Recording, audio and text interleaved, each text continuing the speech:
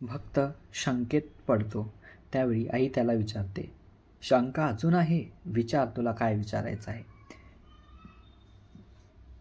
त्यावेळी भक्त विचारतो, "माते, हे कलियुग आहे. येथे गुरुचा अपमान झाल्यास क्षमा प्रायश्चित कसे करावे?"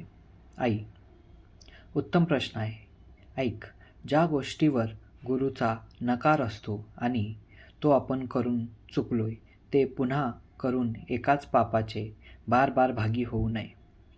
गुरुला क्षमा मागावी, पण आपण कोणती चूक केली आहे आणि ही कोणत्या रूपात पुन्हा होणार नाही याची खात्री द्यावी. या कलियुगात गुरु हा भक्त आणि भगवान यांच्यामधील ते दुवा आहे जो भक्ताला थेट माझ्याकडे आणण्यास मदत करतो. समजलं? त्यावेळेस भक्त बोलतो, "हो माते, समजलं." आई: